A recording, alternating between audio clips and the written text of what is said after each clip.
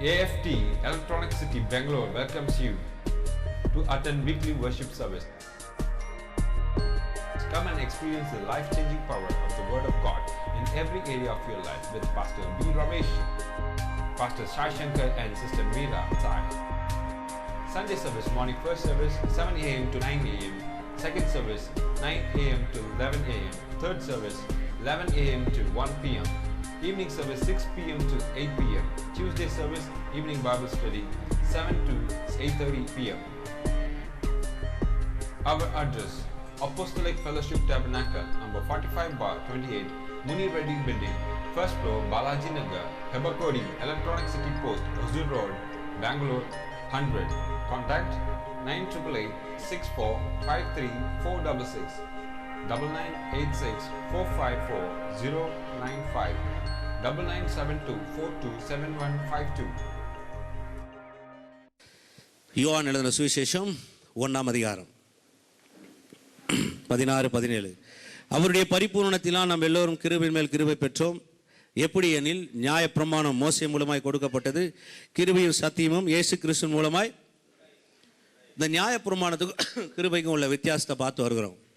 பாருங்க, இந்த நியாயப்பிரமாணத்துக்கும் கிருபைக்கும் சரியான ஒரு வித்தியாசம் தெரிஞ்சாதான் விசுவாசம் நல்லா இருக்கும், ஜெபம் நல்லா இருக்கும், கடவுளோடு வைக்கிற தொடர்பு நல்லா இருக்கும், பெருக்கம் உண்டாகும், ஆசீர்வாதம் உண்டாகும், இன்பரகமான ஒரு ஆவிக்குரிய வாழ்க்கையை உங்களால் வாழ முடியும். இன்றைக்கி இந்த ஆவிக்குரிய வாழ்க்கையை அநேகர் ரொம்ப கடினமாக வாழ்கிறாங்க, கஷ்டப்படுறாங்க, சமாதானம் இருக்கிறது இல்லை, சில நேரத்தில் போராட்டம் அப்படின்னு நினச்சி வாழ்கிறாங்க. என்ன செய்கிறது, இப்படி வாழ்ந்துட்டு தானே போய் ஆகணும் அப்படின்னு ஒரு போராட்டத்தின் அடிப்படையில் வாழ ஆரம்பிக்கிறாங்க. சில நேரத்தில் சகிச்சுன்னு வாழ்கிறாங்க. அப்படின்னு சொன்னால் பாவமும் விட முடியல, இப்போ கர்த்தருக்காகவும் வாழ முடியல, இந்த பக்கமும் நிற்க முடியல, அந்த பக்கமும் நிற்க முடியல, ஒரு தத்தளிப்பான இருமனம் உள்ளவளாக இதில் இருக்கிறாங்க பாருங்கள். சில நேரத்தில் மறைமுகமாக வாழ்கிறாங்க.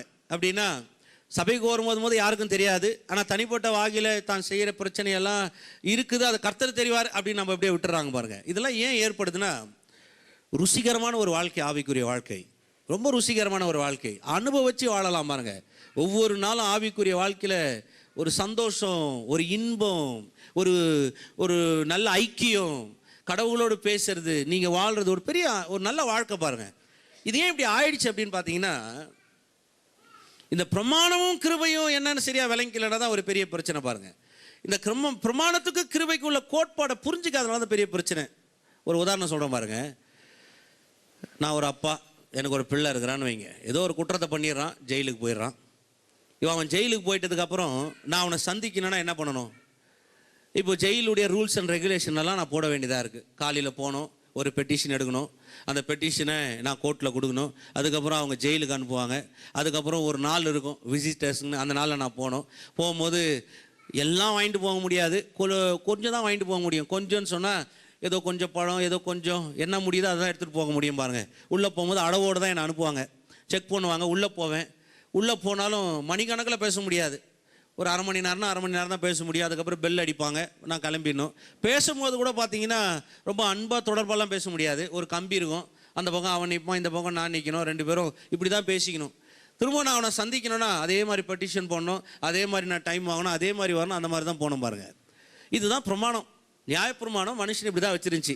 ஒரு கோட்பாடு, ஒரு நியமம், ஒரு கட்டளை, இப்படி தான் பாருங்க. இந்த மாதிரி தான் வரணும், இந்த மாதிரி தான் சந்திக்கணும், இந்த மாதிரி கோட்பாடின் அடிப்படையில் தான் இருக்கணும், இப்படி தான் அளவு கடந்து கொடுக்கணும்னு நினச்சா கூட கட்டளை செய்ய முடியாது. ஏன்னா பிரமாணத்தின் அடிப்படையில் பெற்றுக்கொள்றதுக்கு அந்த காலத்தில் யாருக்கும் தகுதியாகவும் இல்லை, அப்படி ஒரு எண்ணமும் விசாலடையில் ஜெயிலே இருக்கிறாங்க. ஏன்னா எல்லாரும் பாவம் செய்து பிசாசு கீழே போயிட்டாங்க பாருங்க, கைதிகள் ஆயிட்டாங்க. அதனால இவ்வளோ கோட்பாடு ஆகி போச்சு. இந்த கிருபை எப்படிப்பட்டதுன்னா, இப்போ என்னை ஜெயிலிருந்து விடுதலை ஆக்கிடுச்சு, ஜாமீனில் கொண்டு வரல, விடுதலை ஆக்கிடுச்சு. சொல்லுங்கள், விடுதலை ஆக்கிடுச்சு. இப்போ நான் விடுதலை ஆகிட்டேன். இப்போ விடுதலை ஆகிட்டோன்னா நான் இப்போ எப்படி போட்டோன்னா இருக்கிறேன்னா, என் பிள்ளையை நான் சந்திக்கிறதுக்கு எனக்கு எந்த விதமான கோட்பாடும் கிடையாது.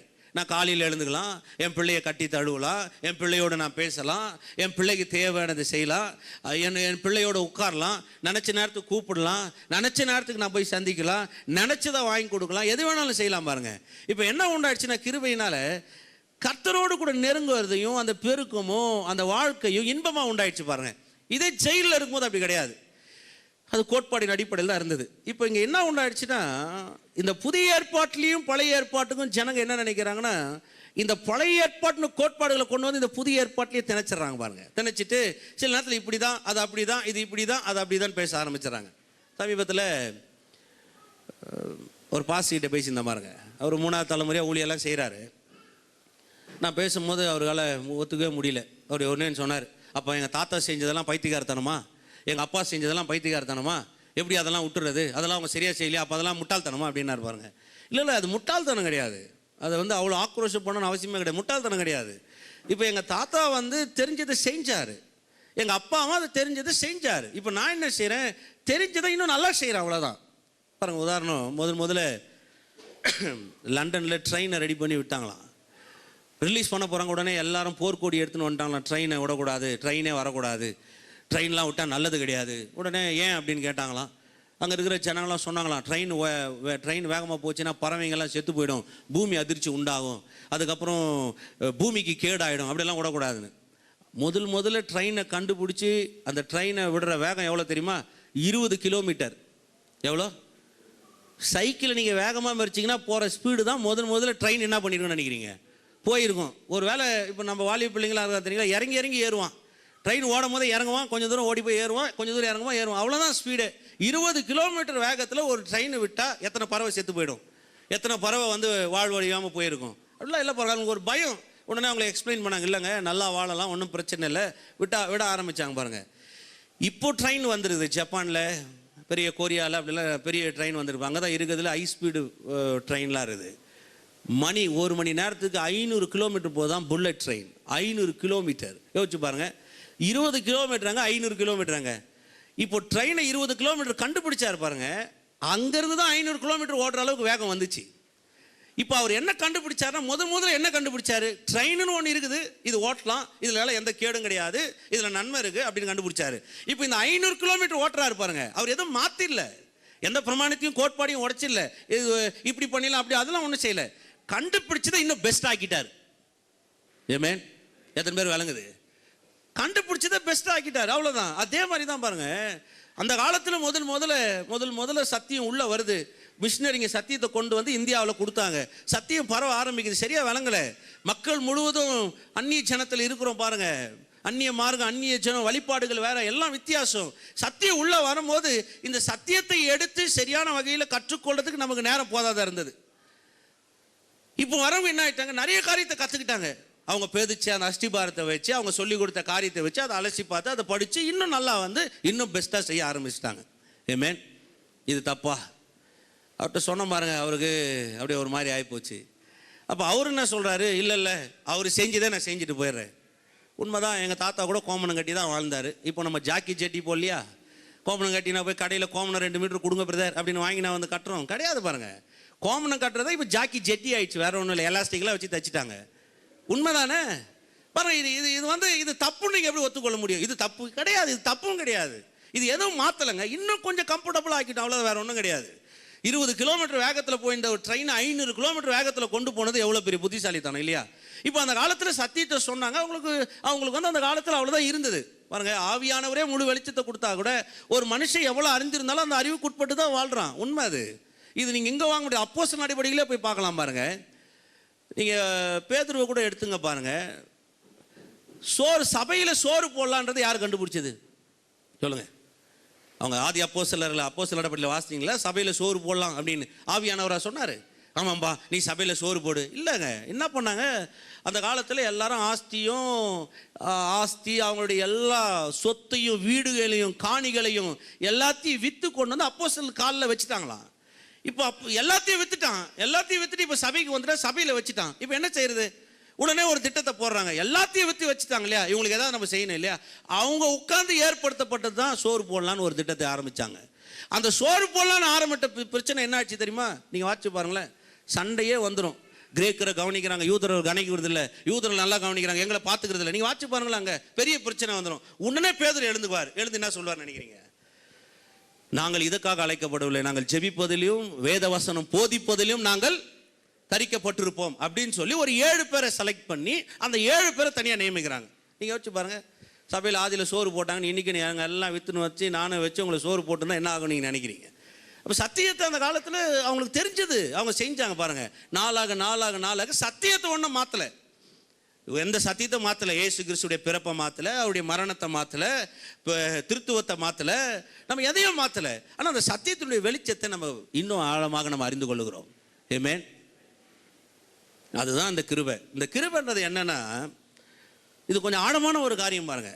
நான் சொன்னேன் இல்லைங்களா, சுதந்திரமாகி இப்போ பிள்ளையோடு கூட வாழ வேண்டிய ஒரு தகப்பனார் மீண்டும் பிரமாணத்துடைய கோட்பாடின் அடிப்படையில் போகக்கூடாது. நான் பெட்டிஷன் போட்டு தான் என் பிள்ளையை பார்ப்பேன். நான் பெட்டிஷனை போட்டு காலையில் எழுந்த உடனே, மகனே இன்றைக்கு நான் உங்களை சந்திப்பதற்கு நீங்கள் ஆயத்தமா, நான் உங்களை சந்திப்பதற்கு நீங்கள் எவ்வளோ நேரம் கொடுப்பீர்கள், கொண்டு போய் ஒரு பெட்டிஷனை போட்டு அப்புறம் அவங்க பிள்ளை வந்து பெட்டிஷனை படித்து பார்த்து, சரி இன்றைக்கு நீங்கள் வராதீர்கள், நான்றைக்கு நீங்கள் வரும்படி நான் உங்களை கேட்டுக்கொள்கிறேன். இல்லைங்க, அப்படி கிடையாது. இது பிள்ளை அப்பா உறவு. நேராக போகிறோம், கூப்பிட்றோம், எழுப்புறோம், பேசுகிறோம், பழகுறோம், அவன் நேரத்தை ஒதுக்குறோம். என்னுடைய எல்லா செல்வ சம்பத்தை அவனுக்கு நான் பகிர்ந்து கொள்ளுகிறேன். அவன் பெஸ்ட்டை நான் விரும்புகிறேன், அவனுடைய நல்வாழ்வை விரும்புகிறேன். அவன் நினைக்கிறத விட அவனை இன்னும் நல்லா வச்சுக்கணும்னு நினைக்கிறேன். அவன் கேட்காத வீடுகளையும் ஆஸ்திகளையும் அவனுக்காக நான் சம்பாதிக்கிறேன். நல்ல காலேஜ் யூனிவர்சிட்டியை நான் தேடுறேன். போயிட்டு வரதுக்கு நல்ல பெஸ்ட்டான காரை தேடுறேன். அவன் வயசு வரும்பொழுது அவனுக்கு நல்ல ஒரு வாழ்க்கை துணி ஏற்படுத்தக்கூடிய நான் தேடுறேன். இதெல்லாம் பாருங்கள், ஒரு தகப்பனாவே செய்கிறேன். ஏன்னா இது என் பிள்ளைக்கு நான் செய்ய வேண்டிய ஒரு கடமை. கிருபைன்றது எப்படிப்பட்டதுன்னா, 2000 ஆண்டுகளுக்கு முன்பதாகவே என் வாழ்வுக்கு எல்லாவற்றையும் கர்த்தர் செய்து வைத்து விட்டார். என்னுடைய எதிர்காலத்துக்கு தேவையானது, என் குடும்பத்துக்கு தேவையானது, என் நன்மைக்கு தேவையானது, என் பிள்ளைகளுக்கு தேவையானது, என் ஆரோக்கியத்திற்கு தேவையானது, இவை எல்லாவற்றையும் அவர் செய்து வைத்து விட்டார். இப்போ அதுக்குள்ளாக நுழையிற பாருங்க, அதுக்கு பேர் தான் கிருபை உள்ள வாழ்க்கை. ஆமென். இதுதான் இங்கே ஒரே போராட்டம். ஏன்னா இதை தான் ஒத்துக்கிறது கிடையாது. இதை ஒத்துக்கிறதுக்கு தான் பெரிய பிரச்சனையே. எப்படி நீங்கள் அப்படி பேசலாம்? ஒருத்தர் சொன்னார் பாருங்க, நீங்கள் ஓவராக கிருபையை பேசிங்க பாருங்க பாஸ்டர், என்ன நடக்கும் தெரியுமா, என்ன நடக்கும் தெரியுமா, சபையில் பாவம் பெருகிடும் தெரியுமா உங்களுக்கு, மக்கள் வந்து லைசன்ஸ் எடுத்துகிற மாதிரி ஆயிடுவாங்க, என்ன செஞ்சாலும் பரவாயில்ல, என்ன செஞ்சாலும் பரவாயில்ல. நான் சொல்கிறேன் பாருங்க, ஒருத்தனுக்கு கிருபை அதிகமாக வந்துருச்சுன்னா அவன் நிச்சயமாக பாவமே செய்ய மாட்டான். ஏன்? ஏன்னா கிருபை நிறைய தெரிஞ்சிருச்சுன்னா அவனால் பாவம் செய்யவே முடியாது. ஏன் செய்ய முடியாதுன்னா, இவ்வளவு ஒரு நல்ல தகப்பனுக்கு போய் நான் என்ன செய்ய முடியும்? நீங்கள் யோசிச்சு பாருங்க, இவ்வளவு நல்ல தகப்பனை போய் எப்படி நான் இந்த தகப்பனுக்கு துரோகம் செய்ய முடியும்? இவ்வளவு நல்ல தகப்பனை போய் நான் எப்படி எதிராக நான் நடக்க முடியும்? முடியவே முடியாது. இப்போ பிசாசு என்ன செய்கிறான், இந்த முழுமையான ஒரு வாழ்வை அந்த கிருபையினுடைய பரிபூர்ணத்துக்குள்ள வாழக்கூடாதபடிக்கு தான் இன்னைக்கு சபைகளிலும் சரி, கிறிஸ்துவ போதனையிலும் சரி, ஒரு பெரிய வால் சுவரை எழுப்பிட்டான் பாருங்க. எப்படி எழுப்பிட்டான்னா, ரெண்டுத்தையும் மிக்ஸ் பண்ணிக்கிறது. மதில் மேல் நடக்கிற பூனை மாதிரி, இந்த பக்கமே போகிறதா, அந்த பக்கம் குதிக்கிறதா, இந்த பக்கம் குதிக்கிறதா, அந்த பக்கம் குதிக்கிறதா, இந்த பக்கம் குதிக்கிறதா, அந்த பக்கம் குதிக்கிறதா, அந்த மாதிரி ஆயிடுச்சு பாருங்க. கிறிஸ்துவ போதனை ஒரு மதில் மேல் நடக்கிற பூனை மாதிரி ஆகிப்போச்சு. கொஞ்ச நேரம் பிரமாணத்தில் குதிக்கலாமா, இல்லை கிருபையில் குதிக்கலாமா, பிரமாணத்தை குதிக்கலாமா, கிருபையில் குதிக்கலாமா? கிடையவே கிடையாது. இது அப்படி செய்யணும்னு அவசியமே கிடையாது. நான் சொல்கிறேன், கிருபையை குறித்து அறிவு வந்துட்டா வாழ்க்கையிலையும் வாழ்க்கையுடைய நல்வாழ்வுக்கும் தேவனை பற்றி வாழ்வும் ஐக்கியமும் சுகமாக இருக்கும். ஒவ்வொரு நாள் நீங்கள் அனுபவித்து வாழ ஆரம்பிச்சிருவீங்க. லூக்கா எழுதின சுவிசேஷம் 24ஆம் அதிகாரம் 13வது வசனம் வாசிக்கிறேன். அன்றைய தினமே அவர்களில் 2 பேர் எருசலேமுக்கு 7 அல்லது 8 மைல் தூரமான எம்மாவுக்கு என்னும் கிராமத்திற்கு போனார்கள்.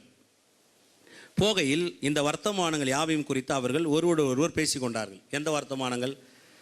அங்கே சிலுவையில் நடந்தது என்ன ஏது தான் பேசிட்டு போகிறாங்க. இப்படி அவர்கள் பேசி சம்பாதித்து கொண்டிருக்கல் இயேசு தாமே சேர்ந்து அவருடனே நடந்து போனார்.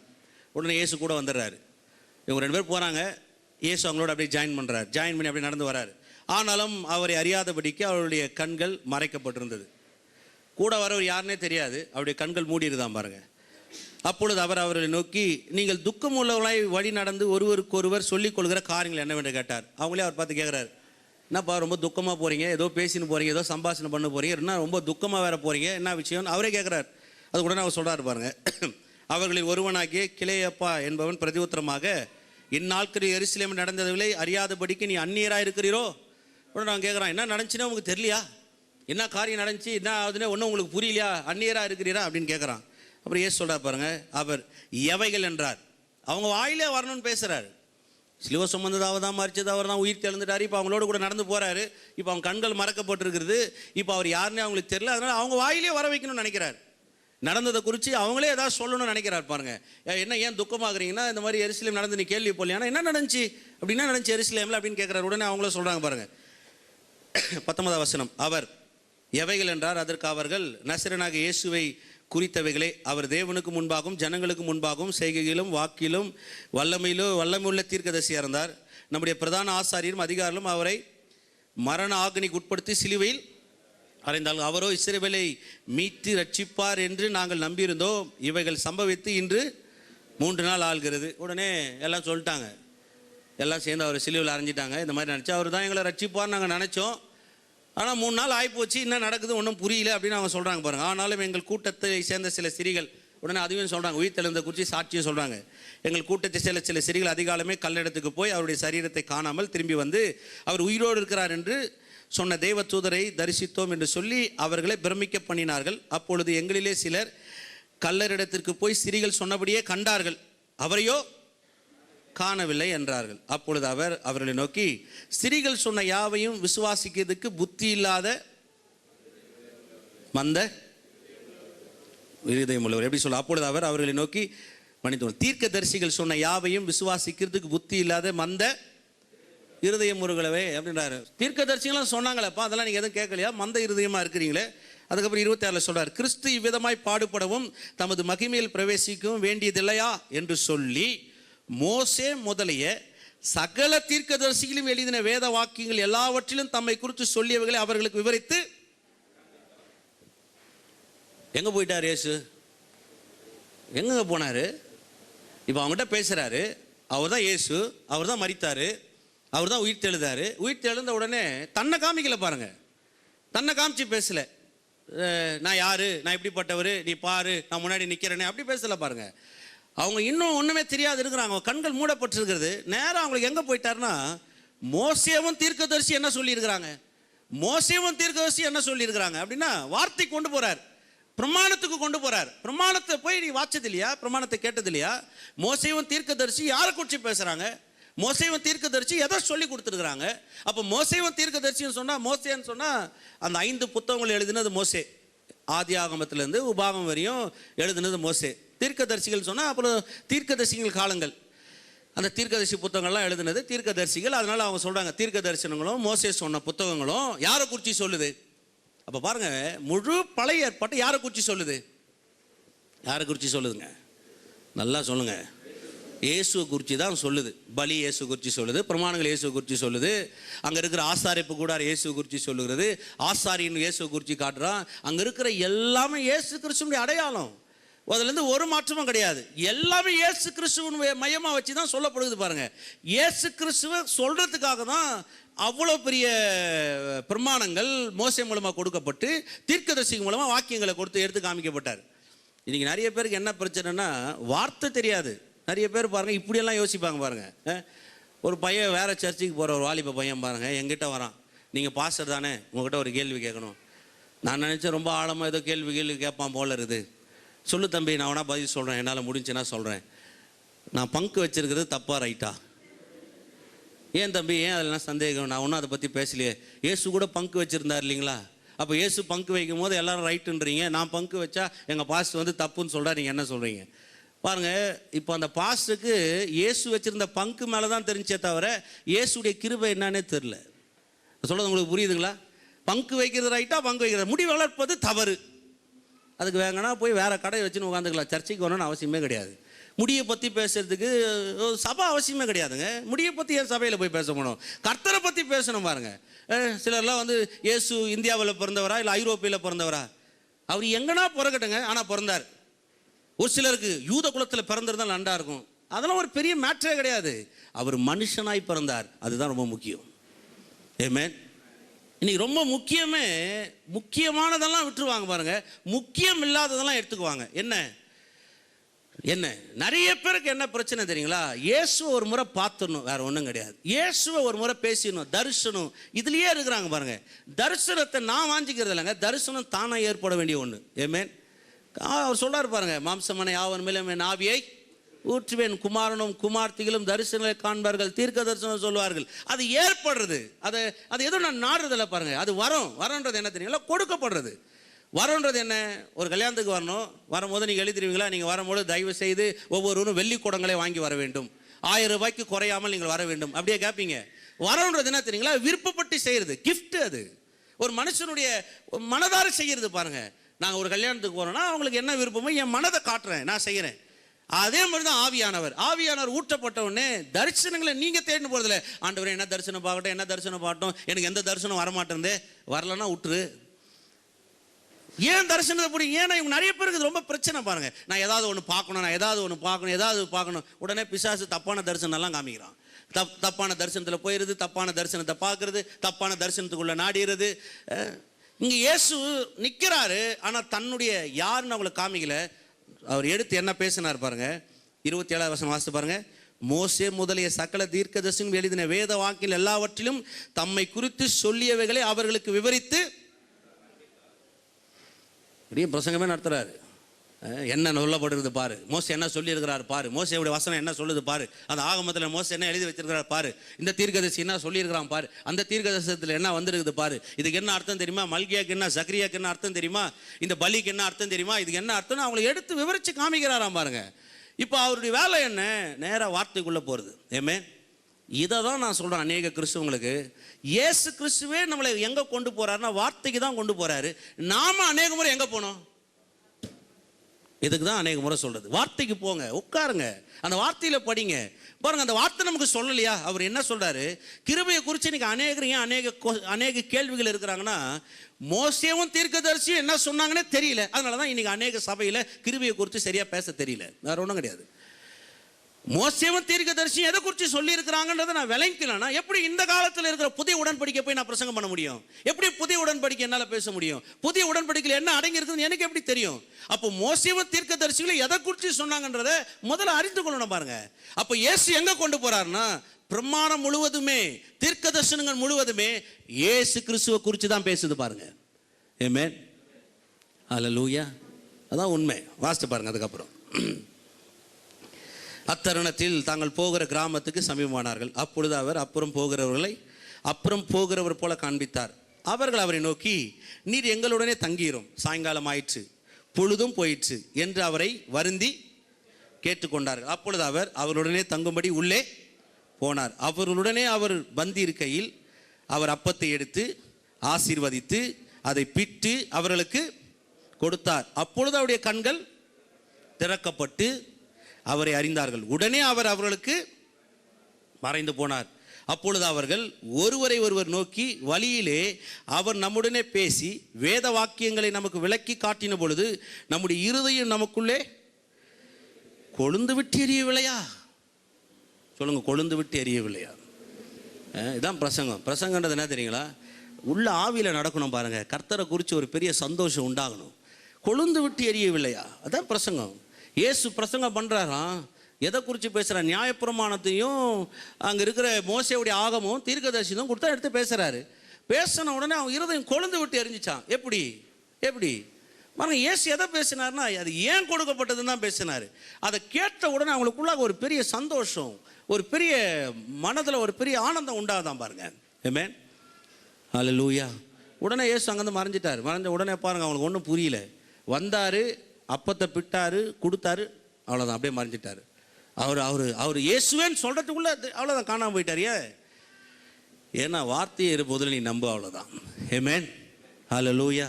அதை தான் உணர்த்தி காமிக்கிறார், அதை தான் பேசுகிறார். அப்போ இந்த இயேசு கிறிஸ்துடைய உயிர் தெழுந்த பிறகு கூட அவருடைய முழுமையான நோக்கம் என்னன்னா, அவருடைய கிருபை எப்படி போட்டது என்பதை தன் சீஷர்களுக்கு கண்களை திறந்து இந்த உலகத்திற்கு அதை காண்பிக்கும்படி ஒரு பெரிய காரியத்தை அவர் செய்கிறார். ஆமென், ஹல்லேலூயா. ஒன்று. ரெண்டாவது, ரோமர் நிருபம் 3ஆம் அதிகாரம் 24. இலவசமாய் அவருடைய கிருபையினாலே கிறிஸ்து இயேசுவுள்ள மீட்பை கொண்டு நீதிமான்களாக்கப்படுகிறார்கள். இல்லையா? இதில் ஒரு காரியத்தை நீ காமிக்கலாம் பாருங்க. இந்த நீதிமான்கள் ஆக்கப்படுகிறார்கள் சொல்கிறார் இல்லையா? எப்படி நீதிமான்கள் ஆகிறோம்? சில சொல்லுவாங்க இல்லையா, பாவ மன்னிப்பை பெற்றுட்டோம் நீதிமான் ஆகிட்டோம். இல்லை, பாவ மன்னிப்பு பெறதுன்றது வேற, நீதிமான்கள் ஆக்கப்படுறது வேற. ரொம்ப வித்தியாசம் இருக்குது பாருங்க. பாவ மன்னிப்பை பெறதுன்றது என்னன்னா, நான் ஒரு தப்பு பண்ணிட்டேன், ஒருத்தர்கிட்ட போய் மன்னிப்பு கேட்குறேன், சரி போங்க அப்படின்றாரு, நான் மன்னிப்பை வாங்கிக்கிறேன். ஆனால் நான் செஞ்ச காரியம் அப்படியே இருக்குது. புரியுதா உங்களுக்கு? ஒருத்தருக்கு துரோகம் பண்ணிடுறேன், இல்லை ஏதோ ஒரு காரியத்தை போடுறேன், விரோதமாக போடுறேன், ஏதோ ஒன்று செஞ்சுறேன், நான் போய் கேட்குறேன், மன்னிப்புங்க, என்னை மன்னிச்சிருங்க உடனே அவர் சொல்கிறார், சரி சரி மன்னிச்சிட்டேன் போங்க அப்படின்றாரு. இல்லை, அப்போ மன்னிச்சிட்டேன் போங்கன்றாரு. பாவம் அவர்கிட்ட மன்னிப்பை நான் பெற்றுக்கொள்கிறேன், ஆனால் நான் செய்த அந்த கிரியைகள் அங்கே நிற்கிது பாருங்க. ஆனால் இந்த நீதிமானாக்கப்படுறது எப்படிப்பட்டதுன்னா, இயேசு கிறிஸ்து நம்ம பாவத்தை மாத்திரம் மன்னிக்கல, அந்த பாவத்தையே இல்லாத செய்துட்டார். அதுக்கு பேர் தான் நீதிமானாக்கப்படுது. ஆமென். இப்போ நான் பாவம் பண்ணிட்டேன், இயேசு கிறிஸ்து வந்தேன், பாவியாக இருந்தேன், இயேசு கிறிஸ்துட்ட வந்தேன், நான் சொல்கிறேன் அவர் தான் சொந்த ரட்சகர்ன்றதை நான் ஏற்றுக்கொள்கிறேன். இப்போ அந்த சொந்த ரட்சகர் நான் ஏற்றுக்கொண்ட உடனே என்ன உண்டாகுதுன்னா, எனக்கு பாவ மன்னிப்பை மாற்ற அவர் அருள, என்னுடைய முழு பாவத்தையும் அவர் ஏற்றுக்கொண்டு நரகத்துக்கு சென்று அதை தீர்த்துட்டாரு. இப்போ அது தீர்ந்த பின்பதாக தான் நான் நீதிமானாய் ஆக்கப்படும். அல்லேலூயா. இதை தான் இங்கே சொல்கிறாரு பாருங்க. இலவசமாக அவருடைய கிருபையினாலே கிறிஸ்து இயேசு உள்ள மீட்பை கொண்டு நீதிமான்கள் ஆக்க. ஆமென். அப்போ கிருபை என்னை எங்கே கொண்டு போயிருந்து பாருங்க. இலவசமாக கிருபையை பெற்றுக்கொண்டது மாத்திரமல்ல, ஏதோ என் பாவத்தை அவர் மன்னிச்சிட்டான்றது மாத்திரமல்ல, என் பாவத்தை மன்னிச்சு அதுக்கு மேலே ஒன்று, அது ஒன்றுமே இல்லாமல் ஆக்கி என்னை நீதிமான்களை ஆக்கியிருக்கிறார். அல்லேலூயா. எதை மாதிரி விளங்குது? இன்னும் கொஞ்சம் புரிகிற மாதிரி சொல்கிறேன் பாருங்க. மேலே வா தம்பி, மேலே வா, பயப்படாத வாடா. பிரசங்கம் பண்ண போக சொல்கிறேன், பயப்படுறான், யாரும் ஒன்றும் இல்லை. இப்போ இவனுக்கு எனக்கு ஒரு சண்டை போடுவோமா? நான் அச்சா நீ தாங்க மாட்டாதான் உண்மை. இவனுக்கு எனக்கு ஒரு பெரிய சண்டை, ஒரு 8 மணி நேரம் நடக்குதுன்னு வைங்க. சண்டை நடந்து முடிஞ்ச உடனே நான் தம்பியை பார்த்து சொல்கிறேன், மன்னிச்சிட்றேன், நான் உன்னை மன்னிச்சிட்றேன் போப்பா. உடனே இவன் என்ன பண்ணுவான்னு நினைக்கிறீங்க? எப்படிங்க மன்னிப்பீங்க? எப்படி மன்னிப்பீங்க? நான் இவ்வளோ நேரம் எதுக்கு சண்டை போட்டேன் தெரியுமா? எதுக்கு நான் சண்டை போட்டேன்? நான் நல்லவங்க, நீங்கள் தான் வந்து சொல்லணும், நீங்கள் முடியவே முடியாதுங்க. இல்லைப்பா நான் நீங்கள் எப்படி மன்னிப்பீங்க? நீங்கள் மன்னிக்கிறதுக்குள்ளே என்ன இருக்குது? இல்லைப்பா நீங்கள் மன்னிக்கவே முடியாது. நீங்கள் எங்க என்னை மன்னிக்கிறீங்க? நான் சொல்கிறது உங்களுக்கு புரியுதுங்களா? நான் இவனை மன்னிக்கிறேன்னு நான் சொன்னேன்னு வைங்களேன், உடனே அவனுக்கு என்ன கோவம் வருதுன்னு நினைக்கிறீங்க? அப்போ நான் இது தப்பு, என்கிட்ட தப்பு இருக்குது நீங்கள் நினைக்கிறீங்களா? என்கிட்ட தப்பு இருக்குதா? நான் தப்பு வச்சிருக்கிறேன்னா அப்போ தான் நீங்கள் என்னை மன்னிக்கிறீங்களா? அப்படி தான் வரும் பாருங்க. இதை எப்படி சொல்கிறேன் பாருங்க. 2 பேருக்கு நல்ல சண்டை, 8 மணி நேரம் ஆயிடுச்சு. நான் சொல்கிறேன், சரி தம்பி என்னை மன்னிச்சிட்றா, என்ன மன்னிச்சிரு. இப்போ என்ன உண்டாச்சுன்னு நினைக்கிறீங்க? ஒருவேளை அவன் தவறே செஞ்சிருந்தான், இப்போ நான் மன்னிப்பு கேட்கும் போது என்ன உண்டாச்சுன்னா, அவன் தவறை நான் ஏற்றுக்கொண்டேன்னு அர்த்தம். நான் சொல்கிறது உங்களுக்கு புரியுதுங்களா? இப்போ இவன்கிட்ட தப்பு இருந்தது, இவன் எனக்கு விரோதமாக செஞ்சான், 8 மணி நேரம் சண்டை போட்டேன், உண்மை, அது கரெக்டு. இப்போ கடைசியில் ஒரு முடிவுக்கு என்ன வரேன், இவனுக்கு எப்படி அதெல்லாம் சரினா நான் கேட்குறேன், என்னை மன்னிச்சிடறேன்னு நான் சொன்ன உடனே இவன் தப்பை நான் ஏற்றுக்கொண்டு இப்போ அவனை என்ன பண்ணுறேன்னு நினைக்கிறீங்க? விடுதலை ஆக்கி தரேன். நன்றி, போய் உட்கார் தம்பி. இயேசு கிறிஸ்து என்ன பண்ணாரு? நீங்கள் கிட்ட வந்த உடனே அவர் சொல்கிறாரு, நீ ஒன்றும் இல்லை, நீ என்ன பாரு, நீ என்ன பாரு, நீ ஒன்றும் இல்லை சொல்லிட்டு அவர் உங்கள் மேலே இந்த பாவத்தில் அவர் ஏற்றுக்கிட்டார். ஆமென். ஹல்லேலூயா. எத்தனை பேர் விளங்குது?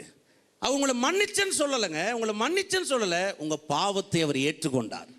ஆமென். சொல்லுங்க, என் பாவத்தை ஏற்றுக்கொண்டார். என்னை மன்னிச்சார்னா என் பாவம் இருக்குன்னு அர்த்தம். என் பாவத்தை ஏற்றுக்கொண்டார்னு சொன்னால் என் பாவம் இல்லைன்னு அர்த்தம்.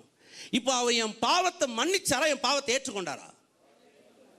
உங்க பாவத்தை ஏற்றுக்கொண்டாதான் நீங்க நீதிமான் ஆக முடியும். உங்க பாவத்தை மன்னிச்சா நீதிமான் ஆயிருக்க முடியாது. ஹல்லேலூயா. விளங்குதா உங்களுக்கு? இப்போ சொல்லுங்க, பாவத்தை ஏற்றுக்கொண்டாரா, பாவத்தை மன்னிச்சாரா? பாவத்தை ஏற்றுக்கொண்டார். இன்னும் கொஞ்சம் விளக்கமாக போகிறேன், ஏன்னா நிறைய பேருக்கு இது கொஞ்சம் இருக்குது இல்லையா? ஏன்னா நம்ம எதாவது செஞ்சுருக்கிறோமே அப்படின்னு நம்ம நினைப்போம். அப்படி எது செஞ்சாலும் எந்த புண்ணியத்தினாலும் நீங்கள் எதுவும் காண முடியாததை காமிக்கிறேன். மையமாவே கர்த்தர் நல்லவர் என்பதை ருசித்து பாருங்க. கர்த்தர் நல்லவர், நல்லவர் என்ற அறிவு பெருகும் பொழுது வாழ்க்கை நன்மையினால நிரப்பப்படுவது. கர்த்தர் நல்லவர், இயேசு நல்லவர், இயேசு நல்லவர், இன்பமா